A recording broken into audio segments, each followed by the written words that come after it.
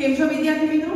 વિદ્યાર્થી મિત્રો આજે ફરીવાર તમારી સમક્ષ ધોરણ 8 સામાજિક વિજ્ઞાનનું જે આપણું પ્રકરણ ચોથું કયું કે સર્વોચ્ચ અદાલત.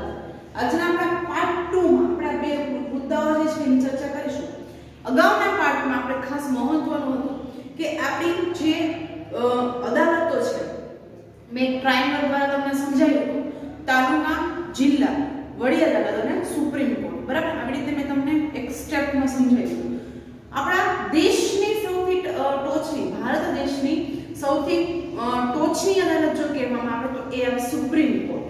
બરાબર, ત્યાર પછી એવું પૂછવામાં આવે કે રાજ્યની જે અદાલત છે, બરાબર, એને શું કહેવામાં આવે તો કે એને વડી અદાલત કહેવામાં આવે છે.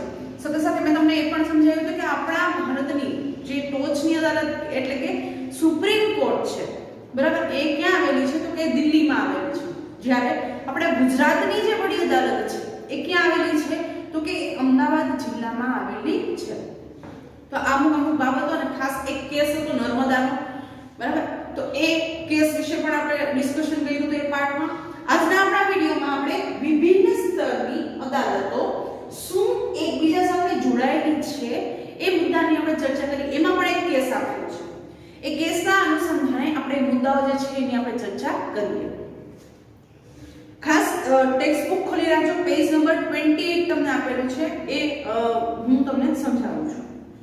જી હા, આ વ્યવસ્થાને સમજવા માટે અપીલની વ્યવસ્થાને સમજીએ. જો કોઈ વ્યક્તિને એવું લાગે કે નીચલી અદાલત દ્વારા આપવામાં આવેલો ચુકાદો યોગ્ય નથી તો તે તેના ઉપરથી અદાલતને અપીલ કરી શકે છે. બરાબર, મેં તમને આની પહેલાના પાઠમાં પણ સમજાવ્યું. તાલુકા અદાલતોમાં જે કેસ છે, બરાબર, એનું ડિસિઝન જે આપવામાં આવેલું એનાથી જો કોઈ વ્યક્તિને સંતોષ ન હોય તો એ જિલ્લાની અદાલતમાં જાય, એનાથી પણ સંતોષ ન હોય તો એ વડી અદાલતમાં જાય, અને એનાથી પણ સંતોષ ન હોય તો એ ક્યાં જાય છે સર્વોચ્ચ અદાલતમાં. તો એકબીજા સાથે જે કહેવાય ને એક કોર્ટ છે એ એકબીજા સાથે કનેક્ટેડ હોય છે. અપીલની વ્યવસ્થાને સમજવા માટે આવો આપણે એક કેસ જોઈએ. આ કેસમાં હકીકત એ હતી કે રતલામ મ્યુનિસિપાલિટીએ બનાવેલા નવા રોડની દક્ષિણ બાજુએ કેટલાક મકાનો આવેલા હતા. આ મકાનોની પાછળ અને કોલેજની હદ સાથે મ્યુનિસિપાલિટીનો જૂનો રોડ અને નવો રોડ સરકારી કોલેજને જોડતો હતો. એક રોડ હતો, બરાબર. એ રોડ જે છે એ જે રતલામ જે મ્યુનિસિપાલિટી જે છે એના માટે એની અંડરમાં એ આવતો એક રોડ હતો. આ બંને વચ્ચેથી ગંદા પાણીનું નાળું, જેને આપણે વોકળો કહીએ, બરાબર, એ પસાર થતું. તેમાં રંગ રસાયણ કારખાનાના ગંદા પદાર્થો કે જેમાંથી રંગ રસાયણોની ગંદી વાસ આવતી હતી તેને નાળામાં છોડવામાં આવતા. આ ગંદકીથી મોટી સંખ્યામાં મચ્છરો ઉત્પન્ન થતા હતા.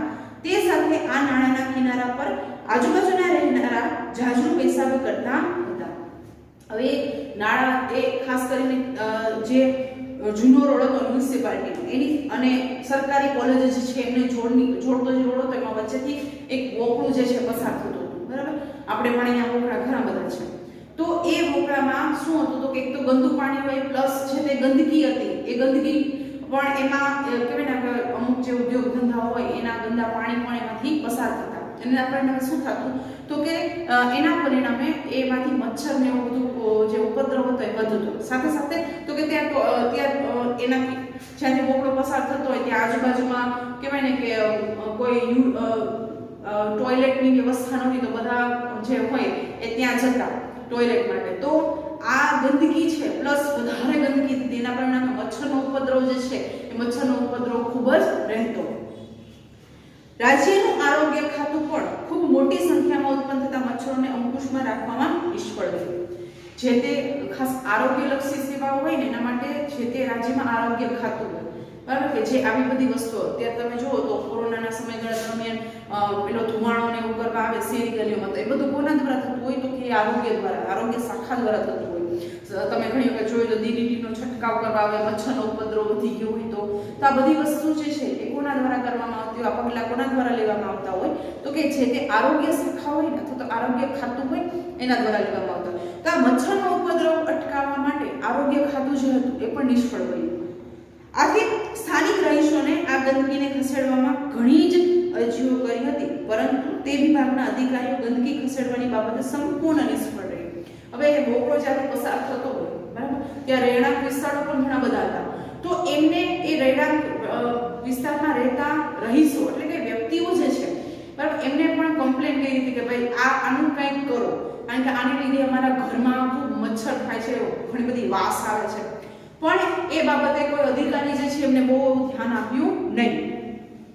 પરિણામે ત્યાંના રહીશો સ્થાનિક રહીશોની તાલુકા અદાલત એટલે કે જેને સબ ડિવિઝન મેજિસ્ટ્રેટની કોર્ટમાં ગયા, જ્યાંથી એ ગંદકીવાળો રોડ પસાર થતો હતો. એના આજુબાજુના રહેણાંક વિસ્તારના લોકોએ શું કર્યું તો કે લોકો બધા ભેગા થઈ અને જે તાલુકા અદાલત છે બરાબર, એ તાલુકા અદાલતમાં એ લોકો ગયા.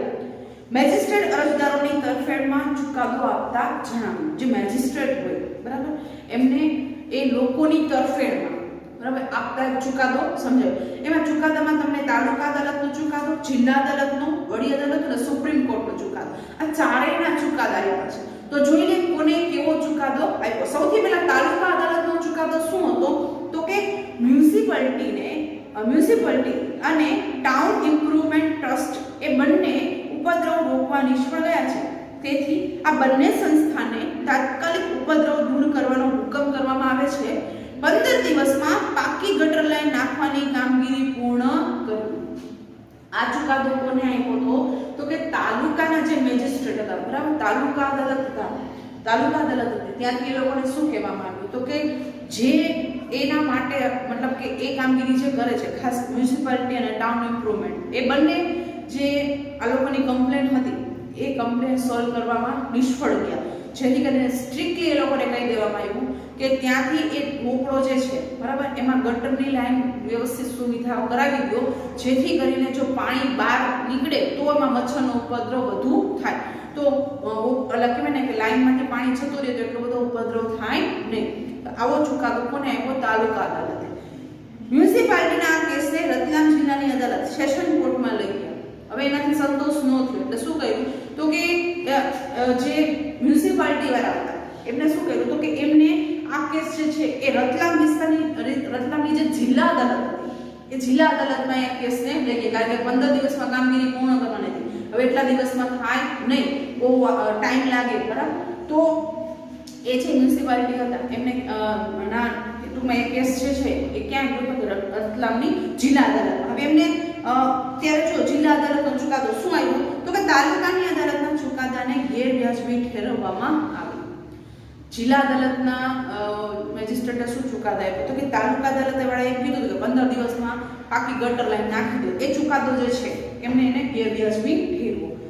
સ્થાનિક રહીશો આ કેસ વડી અદાલત એટલે કે હાઈકોર્ટમાં લઈ ગયા. હવે પાછા શું કર્યું કે રહીશો એટલે કે એના આજુબાજુના રહેતા વ્યક્તિઓ હતા એમને શું કહ્યું તો કે એ ક્યાં લઈ ગયા કેસને? હાઈકોર્ટમાં, વડી અદાલત જેને કહીએ. વડી અદાલતે તાલુકાની અદાલતના હુકમને માન્ય રાખ્યો, પરંતુ તેણે હુકમ આપ્યો કે વડી અદાલતે શું કહ્યું તો કે તાલુકાએ જે ચુકાદો આપ્યો હતો ને શું તો કે 15 દિવસમાં પાકી ગટર લાઈનની વ્યવસ્થા કરવી એ ચુકાદો છે એને માન્ય રાખ્યો. કોણ એમાં કન્ડિશન્સમાં ફેરફાર કર્યો? શું કર્યું તો જોઈએ વડી અદાલતનો ચુકાદો. પાકી ગટર લાઈન માટે 15 દિવસને બદલે 7 માસનો સમય આપવામાં આવ્યો.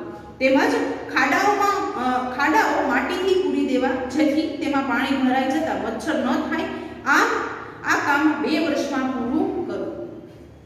તાલુકા અદાલતે 15 દિવસનો સમયગાળો આપ્યો હતો, જ્યારે જે આપણી વડી અદાલત છે એમને શું કીધું કે 15 દિવસને બદલે એ કામ જે છે 7 મહિનામાં પૂરું થઈ જવું જોઈએ, અને સાથે સાથે જે બોકડાનો ખાડો છે બરાબર એ પૂરી દેવાનો, જેથી કરીને ત્યાં પાણી ભરાઈ ન રહે અને મચ્છરનો ઉપદ્રવ ન થાય. એટલે એ કામ પૂરું કરવા માટે 2 વર્ષનો સમયગાળો આપ્યો.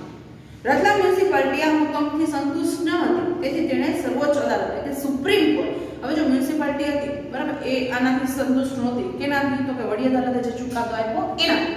તો એ ક્યાં ગઈ તો એ ફરી પાછી ક્યાં ગઈ? સુપ્રીમ કોર્ટે. સર્વોચ્ચ અદાલતે તાલુકાની કોર્ટના હુકમને માન્ય ગણ્યો અને વધારામાં એવો આદેશ આપ્યો. સુપ્રીમ કોર્ટે પણ એ જ વસ્તુ કહી, તાલુકાની અદાલત મતલબ 15 દિવસ જે સમયગાળાની વાત હતી એને માન્ય રાખી, પણ સાથે સાથે એમાં પણ અમુક છૂટછાટ જે છે આપવામાં આવી. જોઈએ મ્યુનિસિપાલિટી અને રાજ્ય સરકાર બંને સામૂહિક રીતે આ પ્રદૂષણ કરતા રંગરસાયણના પ્લાન્ટને બંધ કરો. સર્વોચ્ચ અદાલતે શું કીધું તો કે મ્યુનિસિપાલિટી અને જે રાજ્ય સરકાર છે બરાબર એ બંને સાથે મળીને એ જે ગંદા પાણીના નિકાલ કરતા રંગરસાયણવાળા ઉદ્યોગો જે છે એ ઉદ્યોગોને જ બંધ કરી દેવા. એ ઉદ્યોગો બંધ થઈ જશે તો એ ગંદુ પાણી લોકો વોકળામાં છોડશે નહીં, અને વોકળામાં ગંદુ પાણી નહીં જાય એના પરિણામે શું થશે તો કે આ જે ગંદકી જે છે એ ગંદકી પણ ફેલાશે નહીં.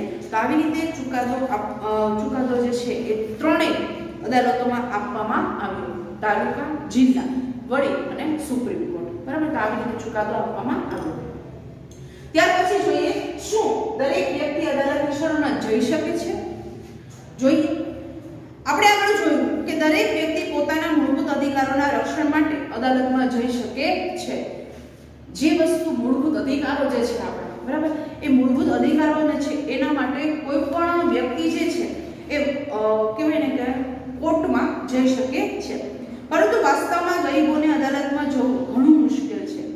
કાનૂની પ્રક્રિયામાં ન કેવળ ઘણા પૈસા અને કાગળોની કાર્યવાહી જરૂર પડે છે, પણ સમય પણ ઘણો બધો લાગે છે. ગરીબો માટે ન્યાય મેળવવો મુશ્કેલ છે, બરાબર, કારણ કે ગરીબો પાસે ન ટાઈમ હોય ન પૈસા હોય. તો કોઈ પણ કેસ દાખલ કરો એટલે વકીલ રાખવા પડે, અમુક ફીસ છે ફીસ ભરવી પડતી હોય. જો કોઈ ગરીબ આદમી વાંચવા લખવાનું જાણતો નથી અને તેનો આખો પરિવાર મજૂરીથી ગુજરાન ચલાવતો હોય તો અદાલતમાં જવાનું અને ન્યાય મેળવવાનું કામ તેના માટે ઘણું મુશ્કેલ હોય છે. હવે બિચારા રોજે રોજનું કરીને ખાતા હોય, એમાં એ જો ખાસ કરીને કહેવાય ને કે કોઈ દિવસ કોર્ટના પગથિયાં ચડવા અથવા તો કહેવાય ને કે વકીલના પગથિયાં ચડવા નહીં. આવી બધી બાબતોમાં સમય બહુ બધો જતો રહે. અમુક કેસ તો કેટલા વર્ષો સોલ્વ થતા હોય. તો ગરીબ માણસો જે છે બેચારા રોજે રોજનું લઈને ખાતા હોય, રોજ કામ કરવા જાય તો એને વેતન મળે. હવે એવા સમયગાળામાં જો કોર્ટના ધક્કા ખાવા પડે તો એક તો એનો વેતન પણ જાય અને કોર્ટમાં અને એ બધા પ્રોસેસિંગમાં જે ખર્ચ થાય એ પણ એને થાય. તો આમાં ઘણો બધો સમય જે છે સમય જતો રહે છે. આ બાબત ધ્યાનમાં રાખીને 1980ના દશકમાં સર્વોચ્ચ અદાલતને જાહેર હિતની અરજીની વ્યવસ્થાનો સ્વીકાર કર્યો છે. 1980માં સર્વોચ્ચ અદાલતે શું કર્યું તો કે જાહેર હિતની અરજીઓ, બરાબર, જાહેર હિતની અરજીઓ જે છે એ સ્વીકારવામાં આવી છે. આ રીતે સર્વોચ્ચ અદાલતને ન્યાય વધુમાં વધુ લોકો સુધી પહોંચી શકે તેવો પ્રયાસ કર્યો છે. ન્યાયતંત્ર તરફથી કોઈ વ્યક્તિ અથવા સંસ્થાને એવા લોકો તરફથી જનહિતની અરજીઓ કરવાનો અધિકાર આપવામાં આવ્યો છે જેના અધિકારનું ઉલ્લંઘન થઈ રહ્યું છે. તે આ અરજી વડી અદાલત અથવા સર્વોચ્ચ અદાલતમાં કરી શકે છે. જાહેર હિતની અરજીઓ જે છે ક્યાં થઈ શકે તો કે વડી અદાલત અથવા તો જે સર્વોચ્ચ અદાલત છે ત્યાં થઈ શકે છે. 1980ના દશકા પછી જાહેર હિતની અરજીના માધ્યમથી ઘણા બધા મુદ્દા પર લોકોને ન્યાય આપવામાં આવ્યો છે. મજૂરોને અમાનવીય શ્રમથી મુક્તિ આપવા માટે જાહેર હિતની અરજીનો ઉપયોગ કરવામાં આવ્યો હતો. બિહાર જેલમાં સજા ભોગવ્યા પછી પણ છોડી દેવામાં નથી આવ્યા તેવા કેદીઓને છોડાવવા માટે પણ જાહેર હિતની અરજીઓનો ઉપયોગ કરવામાં આવ્યો હતો. બિહારની જેલ હતી કે જેમાં જે તે કેદી હોય એમનો સજા ભોગવવાનો સમયગાળો પૂરો થઈ ગયો છતાં પણ એમને એ જેલમાંથી મુક્ત કરવામાં નહોતા આવ્યો, તો એમને જાહેર હિતની અરજીઓ કરી એનો પણ સ્વીકાર કરવામાં આવ્યો હતો. ટૂંકમાં એને પણ ન્યાય આપવામાં આવ્યો હતો. આ ઉપરાંત ન્યાયતંત્રને જ્યારે એમ લાગે કે જનસમૂહના કોઈ વર્ગમાં માનવ હકોનો ભંગ થઈ રહ્યો છે તે મુદ્દો તે પોતે પોતાના ધ્યાનમાં લઈ જરૂરી ન્યાય જાહેર હિતમાં આપી શકે છે. આટલું જાણવા જેવો મુદ્દો આપ્યો છે. સરકારી અને સરકારી સહાયતા પ્રાપ્ત શાળાઓમાં બાળકોને ભોજન, બપોરનું જે ભોજન જેને મધ્યાહન ભોજન કહેવાય એ આપવામાં આવે છે તેની વ્યવસ્થા પણ એક જાહેર હિતની અરજીના ફરજ સ્વરૂપ જ છે. કોઈ એવી જાહેર હિતની અરજી કરી છે કે ભાઈ સરકારી શાળામાં ભણતા બાળકોને બપોરનું ભોજન આપવામાં આવે, તો એ અરજીનો સ્વીકાર કરીને મધ્યાહન ભોજન જે છે એની શરૂઆત કરવામાં આવે. ખાસ કરીને જે સરકારી શાળાઓ છે ત્યાં બપોરનું ભોજન જે છે એ આપવામાં આવે છે જેને મધ્યાહન ભોજન કહેવાય છે. મૂળભૂત હકો સાથે તેના અમલના ઈરાદાથી દાખલ કરવામાં આવતી જાહેર હિતની અરજી જો અયોગ્ય હોય તો પણ અરજી કરનાર વ્યક્તિઓ કે સંસ્થાઓને સર્વોચ્ચ અદાલત દંડ પણ કરી શકે છે. કોઈ ખોટી અરજી કરવાની નહીં. જે તકલીફ છે, જે તમારી સાથે અન્યાય થયો છે એ બાબતની અરજી કરવાની. ખોટો કેસ કરી અને જો તમે કોર્ટનો સમય બરબાદ કરો તો એના માટે પણ દંડ જે છે તમને કરવામાં આવે છે. તો વિદ્યાર્થી મિત્રો, આપણો આ પાઠ જે છે અહીંયા પૂર્ણ કરીએ. નેક્સ્ટ વિડીયોમાં નવા પાઠ સાથે ફરી મળીશું. ત્યાં સુધી નમસ્કાર.